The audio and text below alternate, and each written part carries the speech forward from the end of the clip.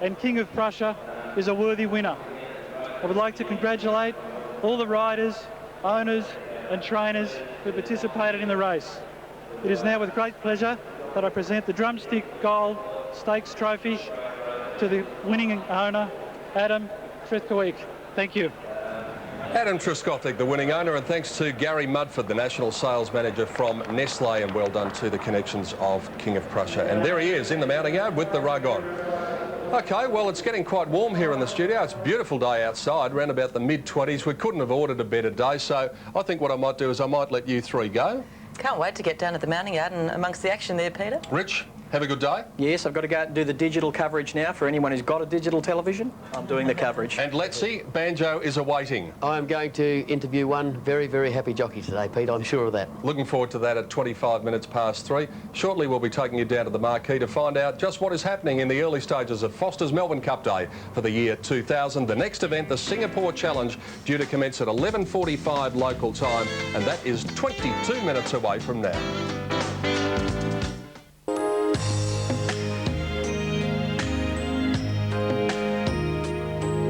There are thousands upon thousands of rose bushes out here at Flemington, and somehow they managed to get them to bloom just at the right time for this very special week, the great week of racing, Melbourne Cup Carnival 2000. And you are watching it around Australia and throughout the world from Network 10. Well, I think we all like to go for a bit of a walk at times. I'm no exception, and I'm about to have one of my most enjoyable walks for the year, the 250 metres between the studio and the mounting yard at Flemington on Melbourne Cup Day. So it's time for me to hand over to the marquee and the lady who enjoyed a drop of the bubbly, as she told us a little bit earlier at the Sofitel. She's made her way out to Flemington. Sandra Sully, welcome to this magnificent scene.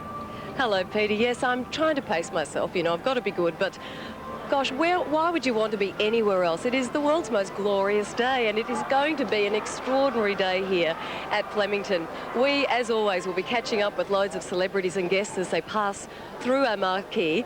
And a little later on this first Tuesday in November, we'll be catching up with some people celebrating Cup Day on the other side of the world, where it is still Monday night.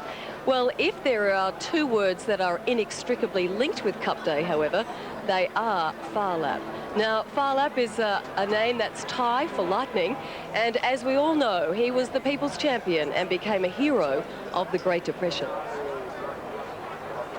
Sir Winston Churchill, who topped the free handicap in the mother country quite a few times, was right on the money when he said, "There is something about the outside of a horse that is good for the inside of a man."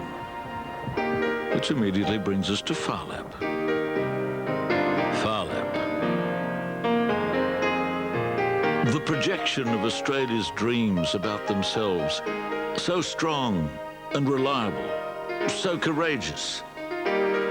In the 30s, at the height and depth of the Great Depression, as your grandparents most surely told you, it was this red horse, this hero that gave us escape from our mundane existence. Phar Lap. 2 words, yet a whole chapter in lore. You think of our great race, the Melbourne Cup, and you think of those 2 words. You have undoubtedly heard how this race every year stops a nation. This year, 1930, that's when the nation stopped for the first time. Everyone, everywhere. History. Second Wind is putting up a gallant effort, with Shadow King moving up rapidly. Phar Lap is increasing his lead with little effort and proves himself one of our greatest stayers in winning the classic event by 3 lengths ahead of Second Wind, who is finishing strongly, and Shadow King 3/4 of a length away. Well, he won the Melbourne Stakes quite easy, and then he come out and he won the Melbourne Cup on the Tuesday. And on the Thursday, I'll never forget the day, he come out on the Thursday, and of course Oaks Day, you know, all the women dress up. And when I was leading him up in the enclosure, they all stood up in the stand and they cheered him and waved him. And of course, he duly won that at only 2 miles on the Tuesday, and then saddle up 1.5 miles again on the Thursday. It's a great effort. And then on the following Saturday, he saddled him up again the following Saturday, a mile and a half on the following Saturday. And of course all the crowd loved him that much. They all stood up and cheered and clapped him. And This feat of wins on each of the 4 days of the Flemington Spring Carnival has never again been attempted, let alone matched. Well, what a fantastic story that is. And our thanks go to Chevron Marketing Services for the footage in that story. A full video of Phar Lap, the People's Champion, is available at most major stores, or you can call the number on your screen, 02 9476 3199, for a copy of that video during business hours. Well, stay with us here on 10. Coming up after the break, we'll take a look at last night's Variety Club Cup Eve ball, and we will relive some of the moments of the recent Sydney Olympics, including young Nikki Webster. Stay on 10. We're coming to you live from fabulous Flemington. More of the fashion, fun and racing right after the break.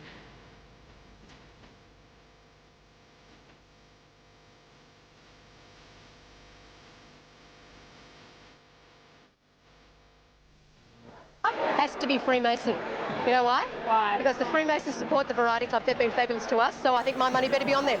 Well, you know, I think Melbourne Cup, it's such an open race. You've just got to pick the name you like. That's my tip. And I'm going for Yippee-Yi-Yo because I'd love to read that on the news tomorrow night. I'm rather keen on two. I'm keen on Pasta Express because I think that, you know, you can't go too far without a good load of carbohydrate. But the other one I like is Yippee-Yi-Yo. Why? Because of the name. I'm thinking Yippee-Yi-Yo might be a good chance. I like the name. I think it's a bit of a roughie. So I want to get value for money. I'm thinking Yippee-Yi-Yo's the way to go. Good thinking. I'm looking at Diatribe. He won the Caulfield, the Cox Plate, came second. Well, I think I will go for Carpside Way. Why is that? Just because I heard that it's a very good race, very good horse, sorry. And the weather was quite good for the last couple of days. I think the track going to be a bit faster, so it might do quite well tomorrow. Tips are plenty. Gosh, you know, how do you know how to choose? I know that Petey and Jen won't be too happy with me, but I'm a bit like all of those interview guests you just saw. I think you sort of go with your gut instinct, pick a colour, and go with the luck of the day. But anyway, there you have it. Tips are plenty. No necessarily, not necessarily rhyme or reason to them all, but gut instinct. So fingers crossed everyone backs a winner today. Well, Tim Webster has a very special guest with him on the birdcage, out in the birdcage area, and she was a recent star of the Sydney Olympics. It's a very warm hello to Tim Webster and his special guest. Sandra, thank you. Yes, one of the most enduring images of the Sydney Olympic Games is this young lady beside me. By the way, she's actually not this tall. She's standing on a camera box. Aren't you, Nikki? Yes, I am. Nikki Webster, of course. Well, big day. National anthem at the Melbourne Cup in front of probably upwards of 120,000 people. I'm very, very excited, especially it's my first Melbourne Cup. I always watch it on TV and I've always wanted to be here, and to be here just so short after the Olympics is amazing. Everything has pretty much all happened for you since the Olympic Games. CDs coming out, starring in a movie. It must be a bit head-spinning. Oh, definitely. It's been, as you said, head-spinning. It's been amazing. Yeah. Now, the CD, the two songs that you did at the Games, Under Southern Skies and the second one? Will Be One. Will Be One, both coming out? Yes, they're on a single. Okay, what about an album? Well, hopefully there'll be an album soon, but there's nothing yet, but hopefully. You know, we saw Nikki twice in both the opening and closing ceremonies and loved both of them, but I guess we assumed that you were a newcomer, but you're not. You're a bit of a veteran, really. You've been around a while. Yes, I've done about 4 musicals: Cinderella, Aladdin. I played Cosette in Les Mis and Brigitte in Sound of Music. And very quickly, the movie starts shooting, I think, early in the new year? Yeah, in February in South Africa. And it's called? Vanilla Gorilla. Vanilla Gorilla, yeah, I love that. Look, have a terrific day today. I know you'll be fantastic doing that anthem, and it's great to see you. Thank you very much. Sandra, the absolutely adorable Nikki Webster. Absolutely, Tim. Yes, a bright light on the entertaining scene. Well, one of our own very own bright lights, and some say clown of the course. I find that so unfair, but no doubt he is causing some fashion misdemeanors out and about. Hi, Tim. Where are you?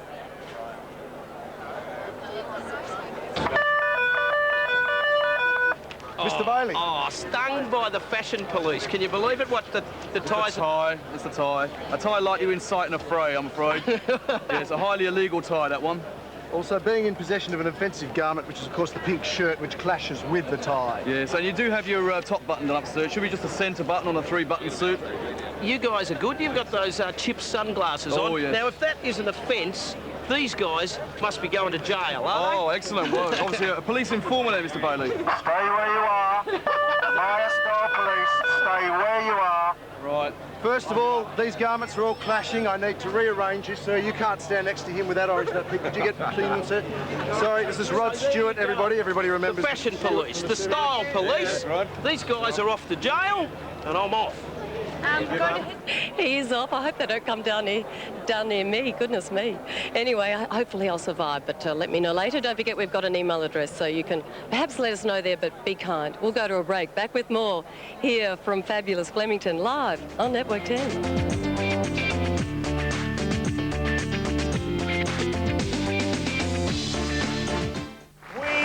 Freemason emerged favourite for this year's Cup. A win today would be the crowning glory for Crown Lodge and its master trainer John Hawkes, while Larry Cassidy may emulate the Cup-winning deeds of brother Jim. He's been there before, she's been ever so close. This could be the day for the Muntz Waterhouse combination with Metropolitan Handicap winner Coco Cabana.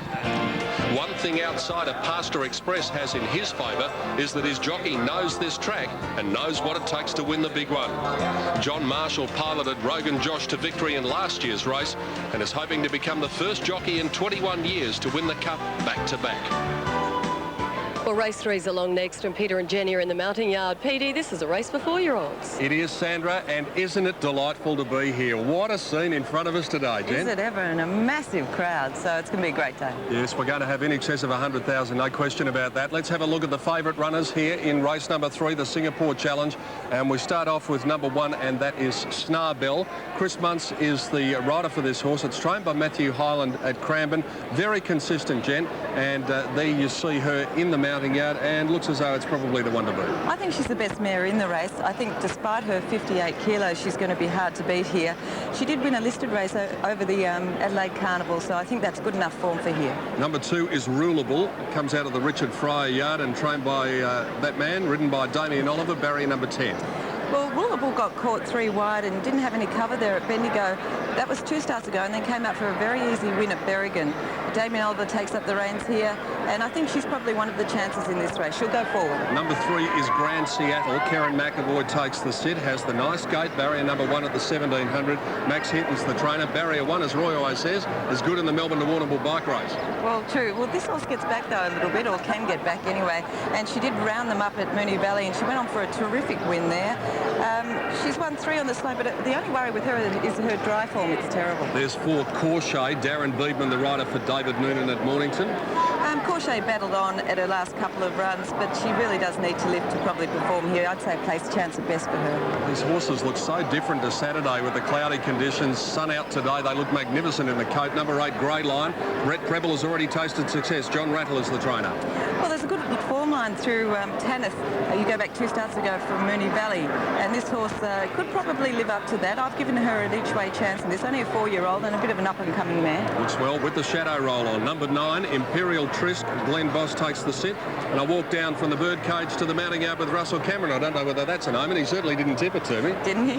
Well, Imperial Trisk got a long way back at Werribee and ran on quite all right there. That was the first start for Russell Cameron, so she's fitter here, and I think she'll go very well. In a tough race, Jen, I've gone for number 11, Sorcery. Darren Gauci will ride it well from gate 4. Bart Cummings is the trainer. Recent form, not that flash, though.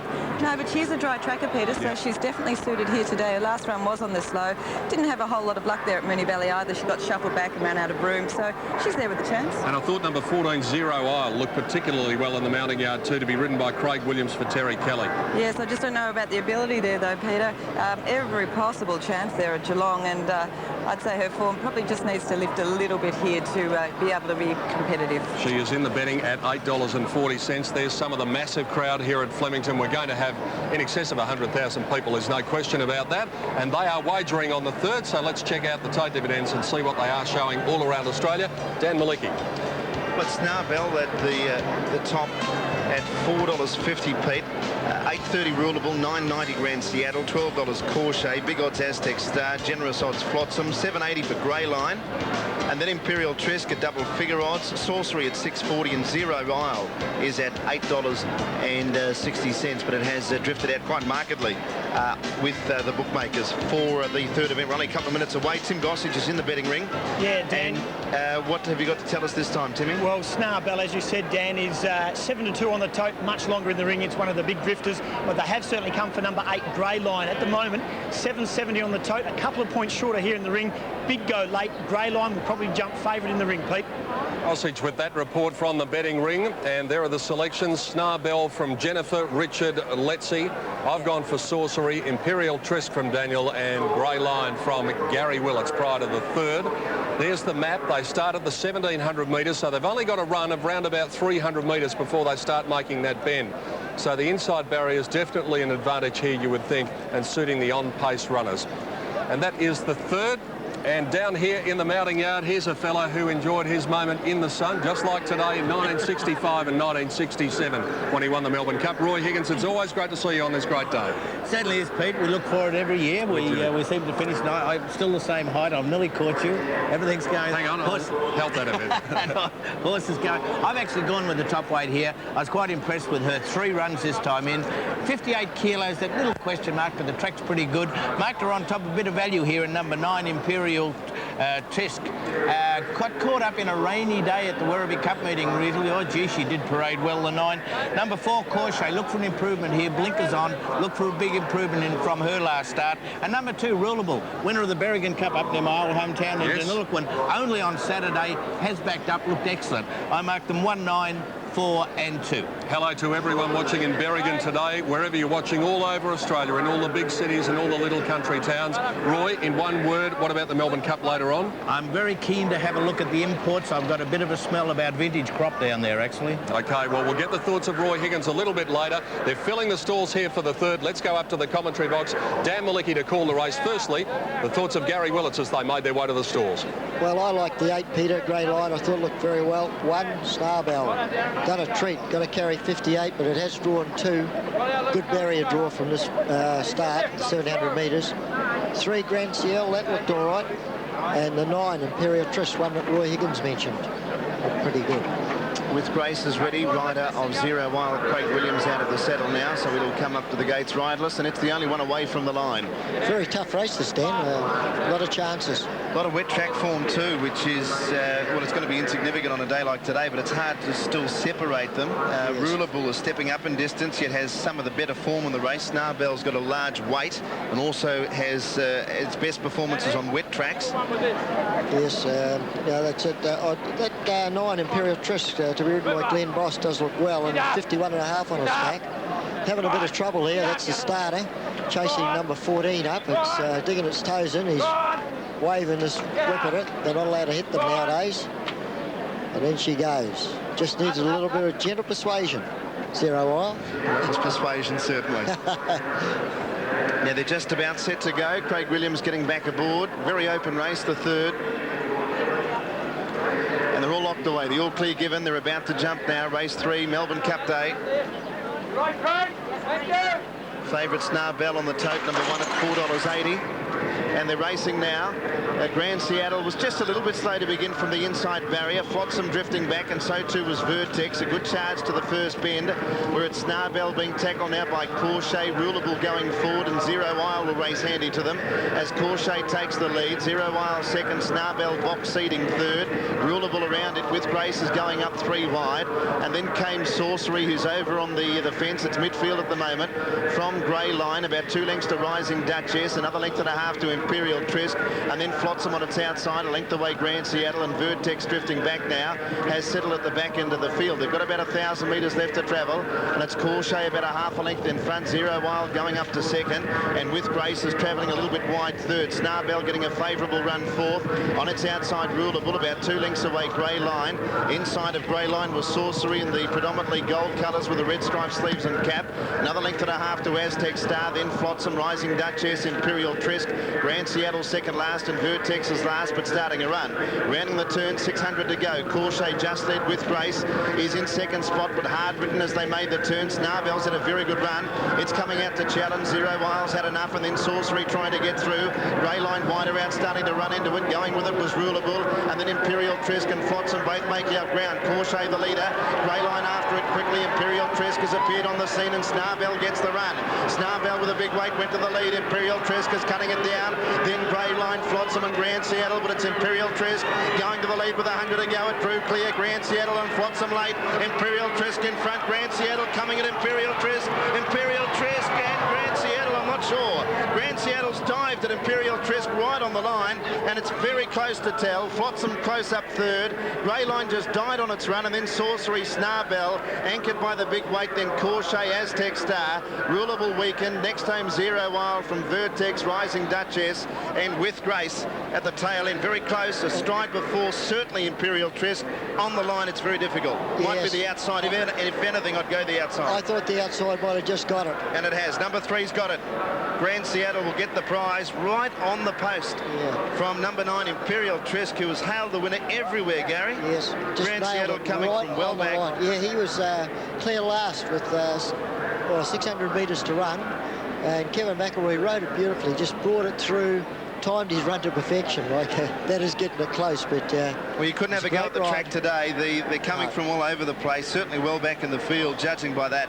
Numbers are 3, 9 and 7. Fourth in Grey Line. Looked to have its chance, Gary. Grey Line. And Snarbell, the weight, I think, just got to her on the firm track. Now here they are here as they roll it for just about 350 metres to go. She's a good 3 lengths off them here. One from the outside in the orange and black. Coming home very well. Imperial Trisk has just got to the front here.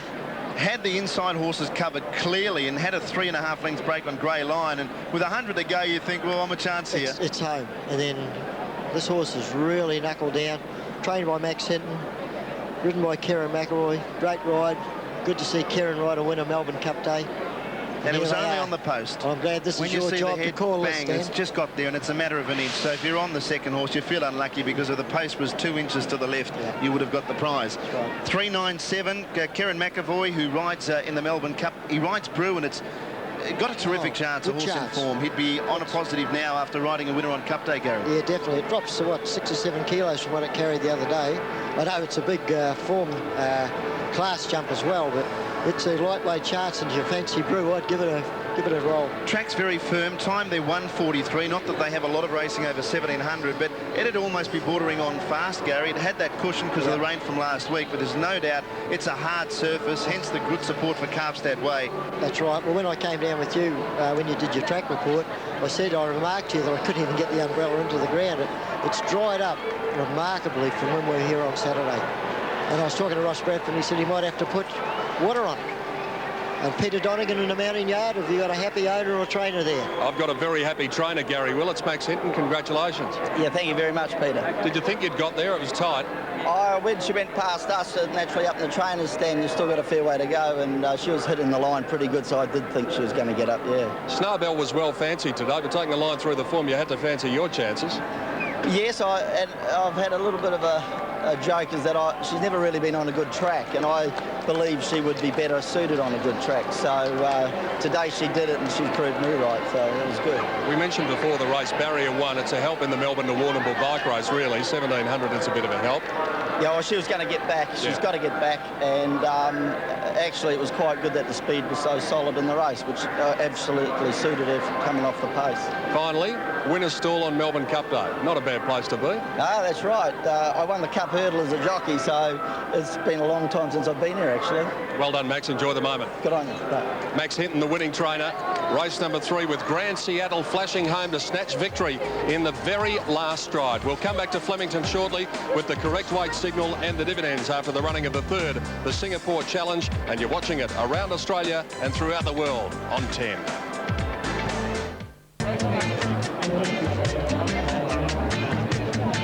White signal about to come through after the running of the 3rd. Singapore Challenge, and correct weight is there. Weight is right. The rider of Flotsam, Greg Childs, wanted to have a look at the steward's video. He's done that. He's satisfied. So the numbers are official at 3, 9 and 7, and these are the dividends after the Singapore Challenge.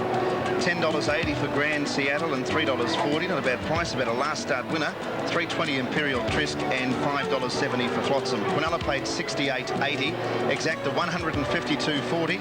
Trifecta $2,313.20. And the race double on the winners of races 2 and 3 at Flemington $76.80. and 10 cents. A nose was the winning margin there. Imperial Trisk looked the winner. Grand Saddle grabbing it. I noticed just both very, very late. There was a nibble for both horses there, Tim. Yeah, there was, Dan. It was not a real bad result for bookmakers, but yes, punters did get some money late, but they certainly left it in the bag with Greyline, who was easily the best commissioned runner in that race. In the next, River Crossing loves the straight track, they say, so bookmakers are keen to open it, probably one of the favourites in this race. And more Cup news, a little money for Yippee-Yi-Yo, but at the moment it is certainly Carpstad Way who is the favourite. And Pete, those people who were bleating about the track on Saturday, I can't see them today. No, funny about that, Tim. I don't think they'd have too many complaints today because the racing surface is just magnificent. Here are the totes on the 4th as they stand at the moment. Faithful Love is my selection in the race, Jen, and has come up short enough. Yes, I like one at a bit of odds here, Peter. Number 17, Minerva. She's a winner on 2 occasions first up, and she goes very well down the straight. She did run third over the Oaks, on Oaks Day last year as well. I thought the hardest to beat were probably number 4, your choice there, Faithful Love, and number 10, River Crossing, won this last year. Remember the big odds it was, and it came right in. Yes, well, Minerva, there's Jen's tips, $16 it's showing on Super Tab at the moment, and there are the selections: River Crossing from Richard Friedman, Faithful Love from Letsy and myself, and River Crossing from Dan and Gary. So that's what the humans think. Let's see what the computer thinks with the Strathfield Race Predictor on the 4th race on the card. It's 1,100 metres, so as we've seen so many times, it's the long straight run here at Flemington, and you would think that there's little doubt, Jen, that most of them will be getting over towards the far rail, the flat side rail. Yes, it'll be interesting how it does run, Peter, whether or not we have some down the inside or not, but I think it'll level out, and I think the track should be pretty good on both sides, but they do tend to like to come down the outside. All right, well, let's have a look at what the predictor thinks, and the numbers there are 6, 10 and 4, so Chalet and Me, which is presently showing around about $12, so some big value there to beat River Crossing and Faithful Love. 6, 10 and 4 coming up to the 4th. Well, the dignitaries are coming from all over Australia to be part of this, our great day, and the Governor-General is making his way down the famous Flemington Straight course and about to be greeted by the committee and members of the Victoria Racing Club. And they're using all forms of transportation to make it here today. Only a few get the police escort, but many have arrived by helicopter, they've come by train, they've come by boat, they've come by car, and if you live close enough to Flemington, they've come by Shanks Pony. And for those of you overseas, that means walking. But they have come in their numbers, in excess of 100,000 people here already. It'll be interesting if they do break the record, Peter, because 118,000 is the record set back in 1926. And that was the year that Spearfelt won the Melbourne Cup. And I don't know that we'll be able to get to 118, but it's going to be a huge day. And the next race is race 4 on the card. It's time to commence at 12:25.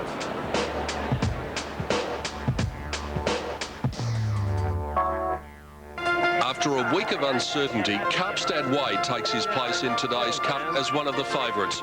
Trainer Chris Wood made no secret he would scratch the horse if the going was rain affected, but today with Damien Oliver back on board, he may go one better than his flashing second in the Caulfield Cup. The peace and tranquility of Narberthong might be shattered if Citra's Prince can win the big one for his young trainer Cliff Brown. And the way Craig Williams is riding since his return to our shores, who would bet against him? Last year, Colin Alderson saddled up the Cup favourite, Sky Heights. Today, his hopes rest with the Bolter, our unicorn, and not even his young rider Matthew Gadd could be too confident that he'll be visiting the winner's stall later this afternoon. Just some of the chances in the Foster's Melbourne Cup coming up later on this afternoon at 20.